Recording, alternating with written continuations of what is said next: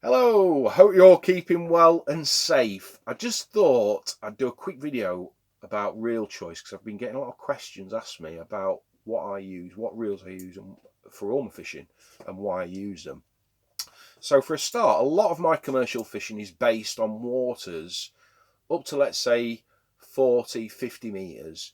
And for that reason, whether it's a waggler, fishing waggler or feeder or bomb in the winter, I'd always opt for a 4,000 size reel. You've got two options really. You've got a 3 or a 4,000 size spool. And the beauty about using a 4,000 size spool, even for the waggler, it aids the versatility of that particular reel. So let's say, for example, let's just give you a typical scenario. Middle of summertime, you're fishing a really light waggler. Whether you're chasing fish or you're chucking your waggler to feed, and all of a sudden the fish back off, or you visibly see a fish that you want to target. Even with the lightest of wagglers, it aids the versatility just having that bigger size spool. And that's why I'd always opt for a 4,000. But also the weight difference between a 3,000 and a 4,000 with the quality of the reels, especially with what we do, is so minimal that's why I'd always opt for the bigger size. Now this is the Strada 4000 FL. In this particular model, we do this in 3 gear ratios, and that comes on to my next subject about gear ratios, and I think this is as equally important as choosing the right size reel. The gear ratio dictates the power and the retrieve, and a lower gear ratio for your feeder fishing is far more beneficial. So a 5 to 3 to 1, a 4 to 8 to 1. We don't actually do a 4 to 8 to 1 in this reel. We do a 5 to 3 to 1, which is this one, which is the FL, a 5 to 8 to 1, or a 6 to 2 to 1. But from a feeder fishing, a lower gear ratio gives the reel so much more power and control and torque. It's the same theory as trying to drive up a really steep incline in 3rd gear as opposed to 1st gear. It's just far easier on the gears, it's less stress on the gears, and you've got more control. And in my opinion, when you're feeder fishing, you don't want to be cranking that feeder back at 100 miles an hour through the water. It causes line spin, it causes hook length spin, especially when you're natural feeder fishing. Just the lower gear ratio gives you more control and it makes your fishing more efficient. So that is the real size when it comes to my feeder fishing. But for my waggler fishing, I use exactly the same reel, but in the high gear, the XG, which is the 6 to 2 to 1. And the reason for that is when you're waggler fishing, you want to be out in that water as quickly as you possibly can after a retrieve, and just having that high gear ratio, you're bringing back light wagglers, minimalistic pressure on the reel, but ultimate control because of the high gear ratio. Just makes your fishing so efficient. You're back out in that water very quickly with a high gear ratio reel. And they're the 2 gear ratios that I'd use or choose or opt for around for either my bomb, my feeder, or my pellet waggler work on commercials.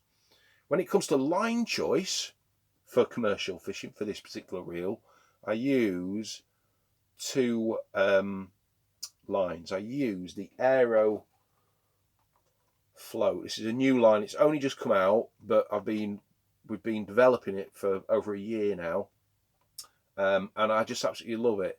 It's very similar to the Invisitech, but it's got a higher knot strength. It's more abrasive, and I've never used a line that you can manage so well. And what I mean by that is when you're waggler fishing, you want a line that enables you to sink the line if all of a sudden the wind picks up and it starts causing a drag, or leave the line floating, or mend the line, which is equally important when you're river fishing. It's a really light, manageable line, and I've never used a line that you can manage so easily. For that reason, that is the only line I use. 019 from a pellet waggler, that's what that's loaded up on, ready for us to hopefully get back out soon. And then for my feeder fishing, I use X-Age, and I've used this for quite a few years now in different diameters depending on the approach. So for all my commercial fishing, where I'm fishing a feeder or a bomb, apart from in the winter, I might swap down to an 018, but generally 022 for nearly all my feeder fishing up to 40-50 metres. And I even use it for my long range method work, because I personally have never used a line that comes off the spool of the reel so smoothly. And that, when you long range method working, makes a massive difference on the distance that you're fishing and the control that you've got on the cast. So that comes on to my next subject about long range method work or conventional feeder work on naturals. So there's only one reel I use, which is the Ultegra CI4 XTC 5500. Now, this particular model comes in silver or black, but I like it in the black. And the reason why I like this reel, as I explained with the Strada 4000, is it's got a low gear ratio. It's a 5 to 3 to 1. And again, you can see, look at that line lay. It's unbelievable line lay, which, as we all know, when you're long range feeder fishing, is so important. A good line lay will really aid the distance and make fishing at distance easier. Ultimate torque with this reel because of the low gear ratio, long cranking handle, and it's just a reel that's just got so much power.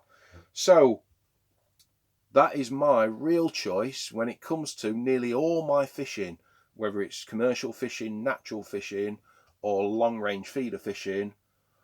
Those are my reels what I choose, and I try to keep it simple but logical. So I hope that the information I've given you has given you a little bit of help when it comes to choosing the right reel for the right approach.